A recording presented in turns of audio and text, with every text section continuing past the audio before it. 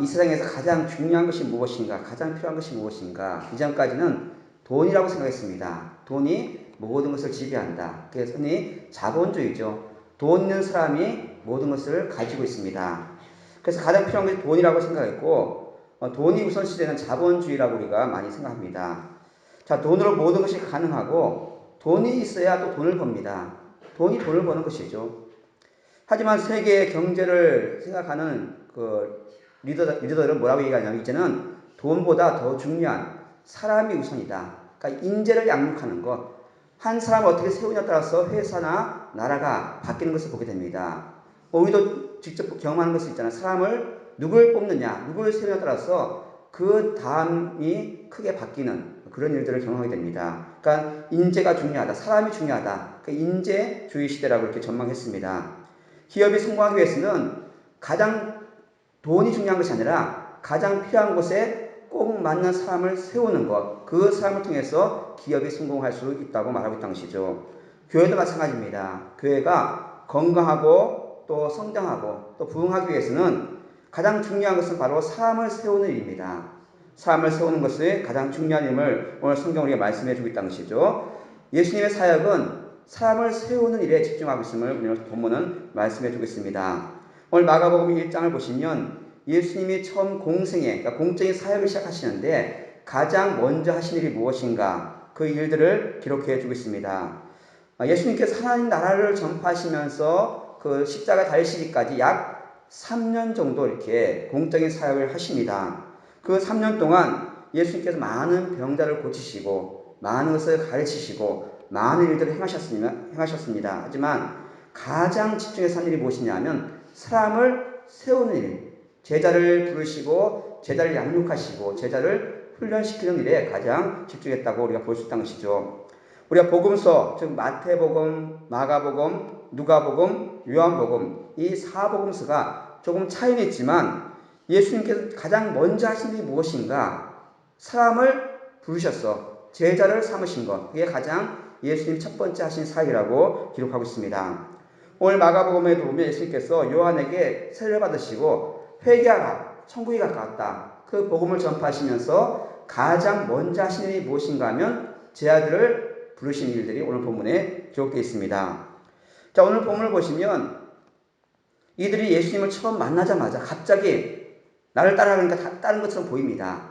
어떻게 그런 일이 있을 수 있는가? 성경 많은 부분이 생략되어 있지만 이미 그들은 예수님에 대해서 잘 알고 있었습니다. 예수님 하신 일들을 보았고 직접 경험했던, 그래서 예수님에 대해서 잘 알고 있는 상태라는 것을 우리가 기억하시면서 오늘 본문을 함께 보면 좋겠습니다. 오늘 본문을 보시면 예수님께서 갈릴리 해변에서 시몬과 안드레를, 그러니까 베드로와 안드레를 처음 만난 것처럼 이렇게 기록하고 있지만 요한복음을 보시면 이미 그들이 예수님에 대해서 듣고 알고 있다고 요한복음은 알려주고 있습니다. 이 형제들, 그러니까 베드로와 안드레가 형제죠. 자, 예수님을 따라가기 시작한 것은 요단강에서 세례 요한이 예수님을 통해서 이분이 바로 하나님의 어린 양이다, 메시아라고 선포한 다음에 그들이 예수님을 따르기 시작했다고 본문은 말씀해 주고 있습니다. 요한복음의 세례 요한은 예수님을 가리켜서 모세와 선자들을 기록한 선자들이 알려준 그 하나님의 아들 이스라엘 왕이라고 세례 요한은 그들에게 전해주고 있다는 것이죠. 따라서 시몬 베드로와 안드레 두 형제는 그때부터 예수님을 따라다녔고 예수님이 하신 말씀을 들었고 예수님이 누구신지를 이미 알고 있는 상태라고 볼 수가 있습니다. 그리고 예수님의 사역, 구원 사역에 관심을 가지고 있는 상태였던 것이죠. 자, 예수님께서 다른 모든 사람들 향해서 회개하고 복음을 믿으라고 선포하셨지만 오늘 본문에 등장하는 이 세 아들을 향해서는 나를 따르라고 명령하십니다. 그 이유는 뭐냐 하면 그들이 이미 예수님에 대해서 알고 있었고 이미 그 마음속에 어떤 마음, 어떤 소원이 일고 있음을 우리가 짐작해 볼 수 있다는 것이죠. 자, 이제 그들은 예수님의 제자로 부르심 받았어. 그들이 가지고 있던 직업, 그들의 직업이 뭡니까? 어부입니다. 어부를 통해서 예수님 말씀하시기를 그 어부가 같은 어부가 아니라 이제 사람을 낚는 어부가 될 것이라고 그렇게 말씀해 줍니다. 오늘 이거 16절, 17절 말씀 보시면 이렇게 말씀하고 있습니다. 갈릴리 해변으로 지나가시다가 시몬과 그 형제 안드레가 바다에 금을 던지는 것을 보시니 그들은 어부라. 예수께서 이르시되 나를 따라오라. 내가 너희로 사람을 낚는 어부가 되게 하리라 하시니. 자, 어부가, 고기 낚는 어부가 사람을 낚는 어부가 된다. 참 재밌는 표현 같아요. 자, 그러면서 예수님은 또 좀 더 가시다가 다른 두 형제 야고보와 요한을 부르십니다. 자, 예수님께서 그들을 부르시니까 그들은 모든 것을 버려두고 예수님을 즉시 따랐다고 본문은 우리에게 알려주고 있습니다. 자, 그들이 가난했는지 부유했는지 알 수 없지만 여하튼 간에 예수님의 부르심을 받은 이 제자들은 예수님이 부르시니까 즉시 그 모든 것을 버려두고 예수님을 따랐다. 그렇게 기록하고 있다는 것이죠. 오늘 18절 말씀에 곧 그물을 버려두고 따르니라. 20절 말씀에도 곧 부르시니 그 아버지 세배들을 품꾼들과 함께 배에 버려두고 예수를 따라가니라. 자, 그들이 어떤 상황인지 알 수 없지만 예수님이 명령하시니까 그 모든 것을 다 내려놓고 즉시 예수님을 따르기로 결심하고 따라갑니다.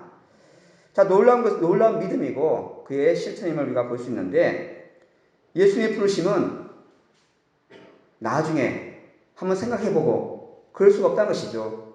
예수님이 이 제자들을 향한 부르심은 즉시 순종해야 되는 믿음이고 실천이고 명리라고 오늘 본문을 알려주고 있습니다. 예수님이 부르실 때 한번 생각해 보겠습니다. 아니면 내가 여러 가지 정리해 보겠습니다. 그게 아니라 즉시 모든 것을 버려두고 예수님 말씀에 순종하는 것, 이게 바로 우리가 따라가야 할 일인 줄 믿습니다.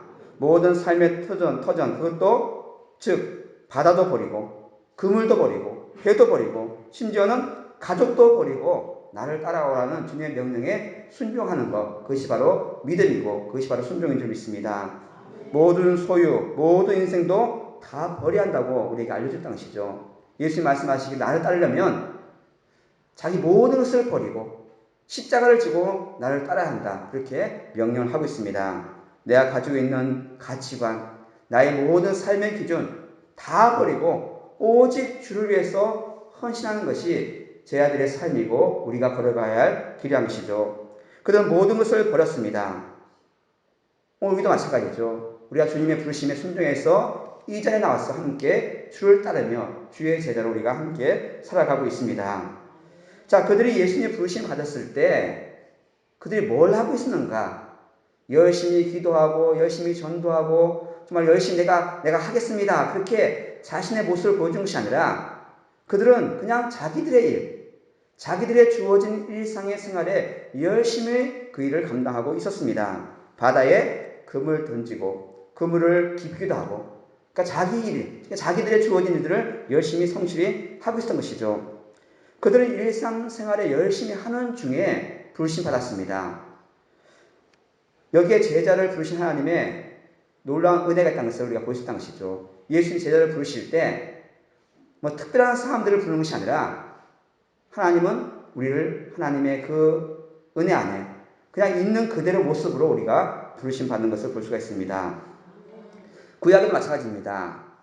구약에 보면 아모스 선지자가 있는데 이 아모스 선지자는요, 그가 뭐 소원하겠다, 내가 주를 위해서 헌신하겠다, 그렇게 헌신한 사람이 아니라 열심히 양을 키우고 뽕나무를 재배하는 그런 농부였습니다. 어느 날 양떼를 이렇게 돌보고 있는데 갑자기 하나님의 사자가 나타나서 이스라엘 향해서 예언하라고 명령하니까 즉시 다 버려두고 주를 따랐다고 성경은 우리에게 알려주고 있습니다. 하나님 우리를 부르실 때 아주 특별한 사람들, 특별한 상황에서 부르신 것이 아니라 그냥 우리의 삶 속에서 우리가 일을 할 때, 우리가 집에 있을 때, 우리가 직장에 있을 때, 우리가 사업터에 있을 때 하나님은 우리를 부르시고 하나님의 자녀 삼아 주신다는 것이죠. 어떤 이는 아픈 중에 부르심 받습니다.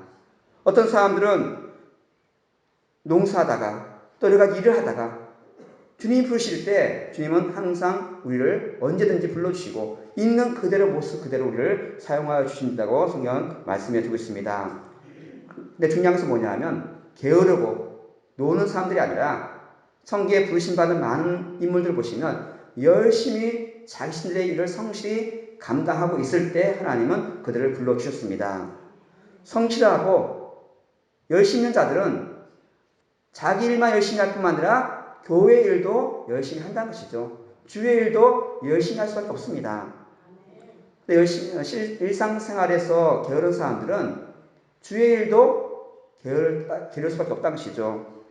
자, 예수님께서 그 많은 갈릴리 어부들 중에서 특별히 오늘 본문에 4명의 어부를 부르시는데 그들이 열심히 성실히 자기를 감당할 때 그들을 불러주셨습니다. 비록 그들의 삶은 힘든 삶이었죠.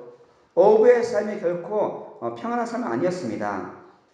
궁굴에 있거나 아니면 뭔가 정치적으로 힘 있는 사람들 부르신 것이 아니라 삶의 현장에서 정말로 힘들고 어렵게 고생하며 살아가는 그런 일꾼들 하나님은 그들을 불러주셨던 것이죠.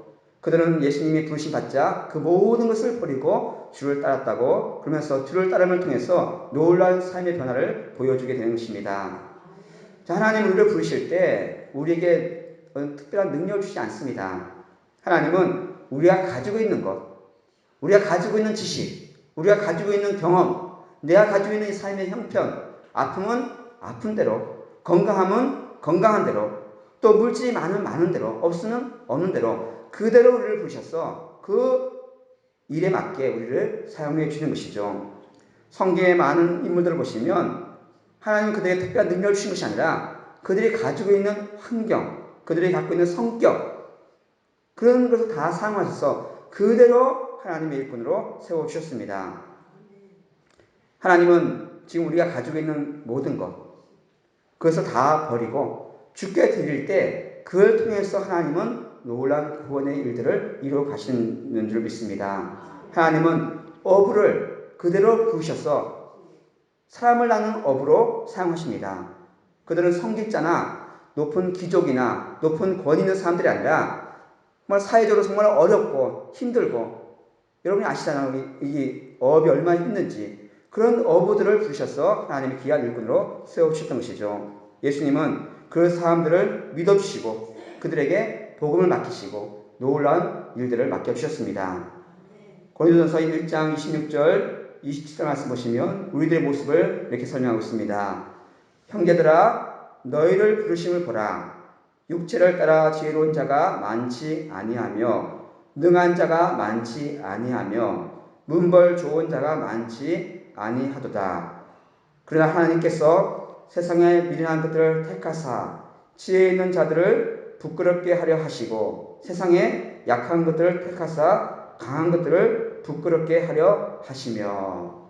자, 주님이 부르실 때 세상적으로 높은 위치 있는 사람들, 권력 있는 자들을 부르지 않으시고 오히려 어려운 자들, 오히려 약한 자들 부르셔서 하나님의 귀한 일꾼으로 세우신다고 성경 분명히 약속해주고 있습니다.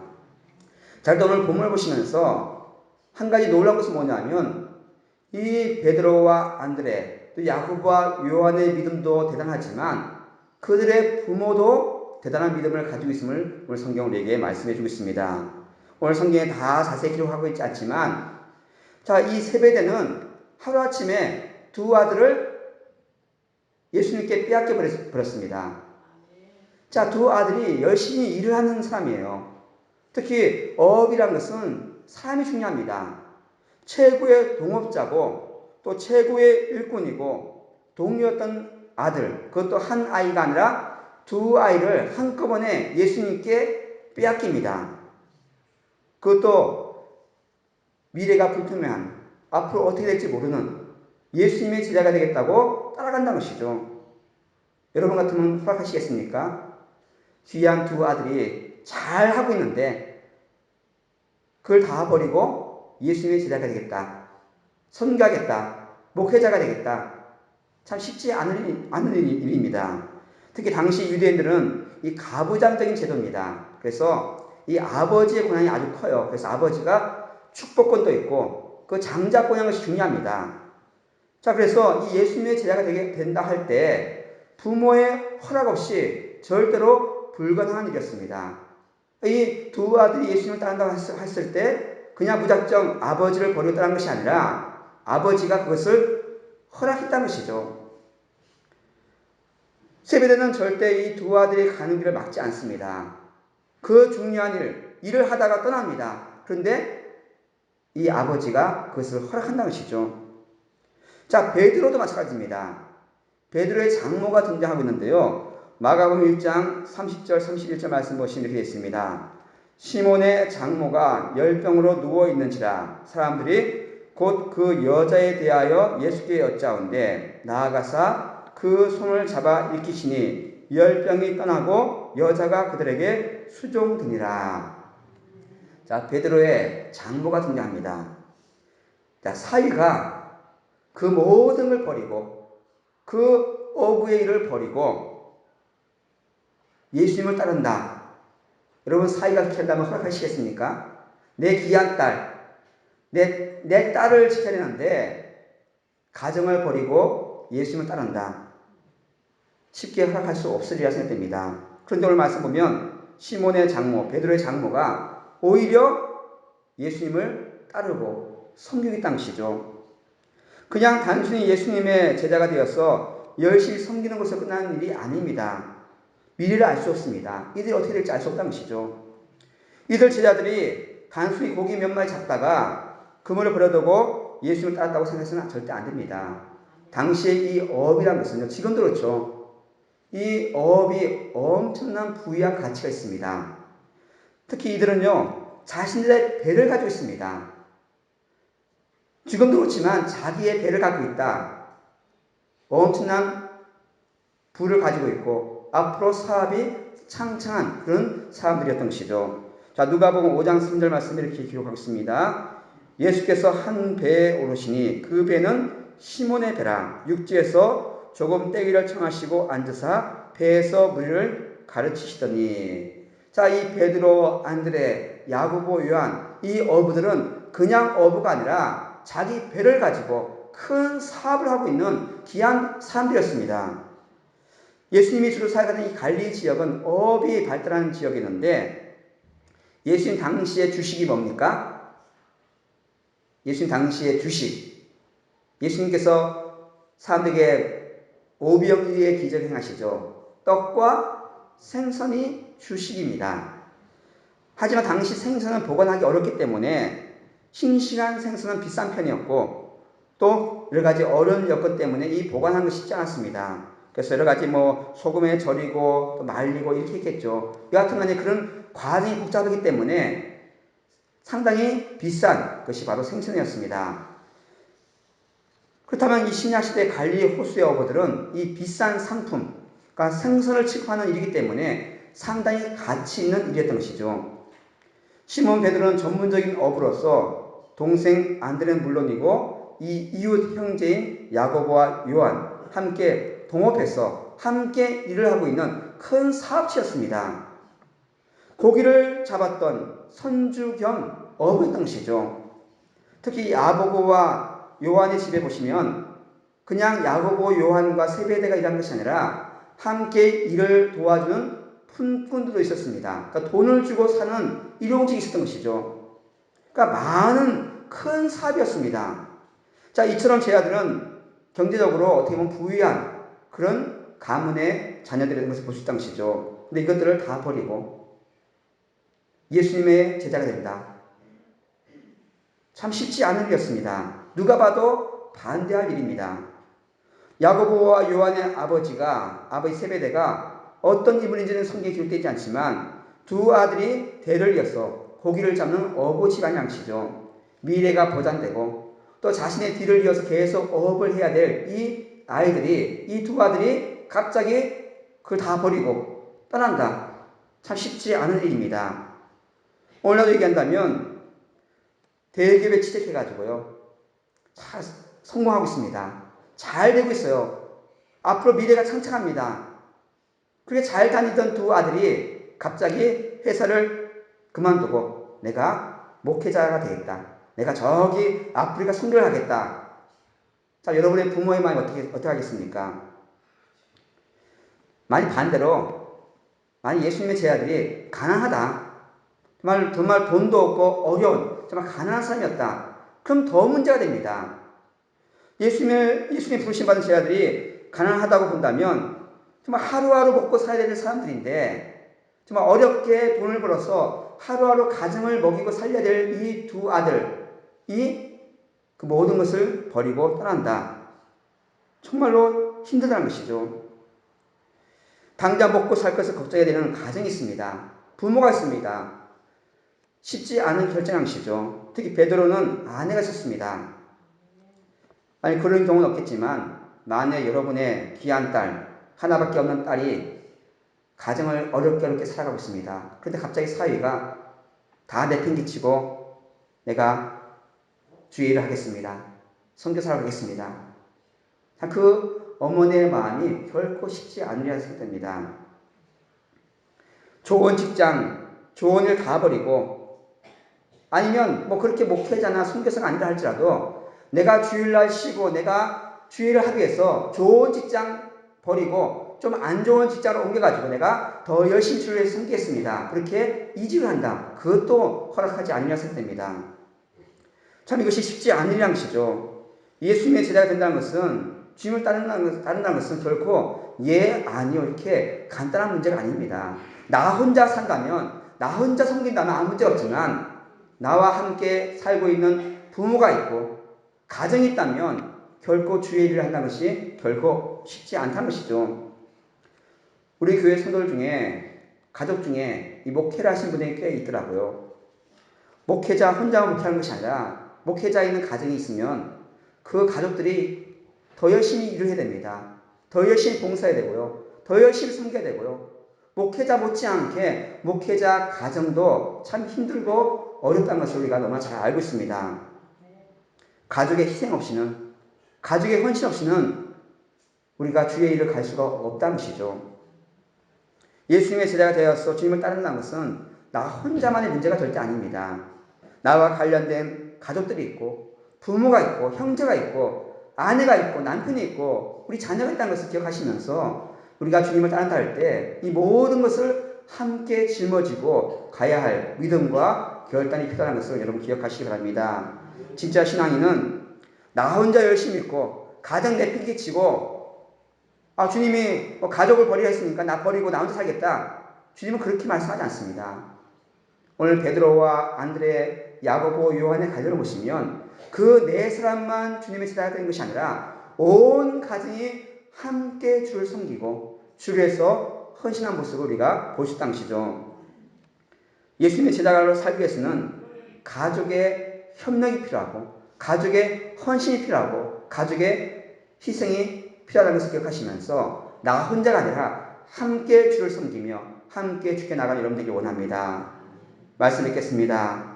많은 부모들이 자신들은 희생할 수 있습니다. 나는 희생할 수 있지만 부모들이 자녀들이 희생하는 것을 절대 감당할 수 없음을 우리가 잘 알고 있습니다. 나는 모든 것을 버리고 나는 주님을 따를 수 있지만 우리 자녀가 고생하고 우리 자녀가 희생하는 것은 부모로서 참기 어려운 일이란 것이죠. 오늘 본문을 보시면 제자들처럼 모든 것을 버리고 심지어 부모를 버리고 모든 것을 버리고 예수님을 따라갈 때 부모로서 쉽게 허락할 수 없는 일입니다.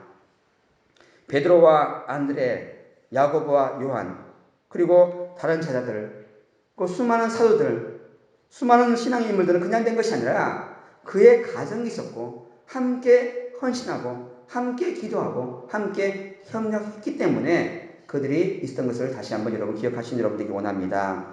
야고보와 요한의 아버지 세베대 그리고 베드로의 아내와 장모 실제로 베드로를 비롯한 많은 사도의 아내가 함께 헌신했다고 성경은 기록해주고 있습니다. 고린도전서 9장 5절 말씀 이렇게 말씀하고 있습니다. 우리가 다른 사도들과 주의 형제들과 게바와 같이 믿음의 자매된 아내를 데리고 다닐 권리가 없겠느냐. 자, 게바가 믿음의 아내를 함께 다니면서 함께 주의를 감당했다고 성경에 기록하고 있습니다. 자, 야고보와 요한의 아버지 이름이 세베대라고 알려져 있습니다. 이 세베대 아들이라고 기록한 이유가 뭐냐면 초대교회 때 이 세베대 하면 다른 사람들이 안다는 것이죠. 초대교회의 중요한 인물이었음을 우리가 짐작해 볼 수 있습니다. 자, 세베대가 어떤 일을 했는지는 성경에 기록되지 않지만 그의 아내, 즉 야고보와 요한의 어머니가 어떤 일을 했는지는 성경에 자세히 기록해 주겠습니다. 마태복음 27장 55절 56절 말씀에 이렇게 그에 대한 기록이 있는데요. 예수를 섬기며 갈릴리에서부터 따라온 많은 여자가 거기 있어 멀리서 바라보고 있으니 그중에는 막달라 마리아와 또 야고보와 요셉의 어머니 마리아와 또 세베대의 아들들의 어머니도 있더라. 자, 어디 있습니까? 예수님의 십자가 죽음의 현장에서 누가 있냐면 세베대의 아들 야고보와 요한의 어머니가 그 자리에 함께 있습니다. 많은 제자들이 예수님을 버리고 도망갔지만 세베대의 아들 어머니, 세베대의 아내, 그 여인은 예수님의 죽음의 현장에 함께 끝까지 그 자리를 지켰습니다. 심지어는 예수님의 무덤에 달려간 사람이 누구냐? 바로 이 세베대의 아들들의 어머니, 야고보와 요한의 어머니입니다. 마가복음 16장 1절 2절 말씀 보시면 이렇게 있습니다. 안식일이 지나매 막달라 마리아와 야고보의 어머니 마리아와 또 살로메가 가서 예수께 바르기 위하여 향품을 사다 두었다가 안식 후 첫날 매우 일찍이 해 돋을 때에 그 무덤으로 가며. 저기 야고보의 어머니 마리아는 이 다른 야고보의 어머니 마리아고요. 이 살로메란 여인이 바로 야고보와 요한의 어머니입니다. 자, 예수님의 부르심을 받은 야고보와 요한만 아니라 그의 어머니도 주님 부르시는 그때부터 주님 죽으시는 그 순간까지 끝까지 그 자리를 지켰던 예수님의 제자였음을 우리가 살펴볼 수가 있습니다. 야고보와 요한 그리고 그들의 아버지 세베대와 어머니 살로메, 이 모든 가족이 예수님을 따르면서 주를 위해서 헌신했던 믿음의 가정이었던 것이죠. 베드로도 베드로와 장모와 아내와 함께 주를 섬기면서 주를 위해서 헌신했던 믿음의 가정이 되었던 것입니다. 예수님의 제자가 된다는 것은 나 혼자 잘 믿고 나 혼자 잘 사는 것이 아니라 온 가정이 함께 주를 위해서 헌신할 때 그것이 주의 은혜 가운데 풍성한 열매를 얻게 되고요. 주를 위해서 헌신할 수 있다는 것이죠. 바라는 것은 우리 모든 가정이, 우리 속교중앙의 모든 성도들 가정이 함께 주를 섬기며 함께 나아가는 귀한 믿음의 가정이 되기를 원합니다. 나 혼자만 열심히 하는 것이 아니라 남편과 아내와 또 부모와 자녀와 형제와 모든 가정이, 온 가정이 다 주를 위해서 헌신할 수 있는 주의 제자가 되기를 간절히 소망합니다. 그럴 때 우리 속교중앙교회가 주의 은혜가 드디어 서갈 것이고 또 우리 모든 가정마다 하나님의 은혜가 넘쳐서 주께 쓰임받는 복된 가정이 되게 될 줄 믿습니다. 나만 믿고 나만 제자가 아니라 나를 통해서 우리 가정이 믿음이 계속 이어지고 믿음의 대가 세습되고 우리의 헌신과 우리의 순종이 이어져서 우리 온 가정과 온 자녀가 다 하나님께 충성하고 하나님께 쓰임받는 복된 가정 되기를 주님으로 축원을 드립니다.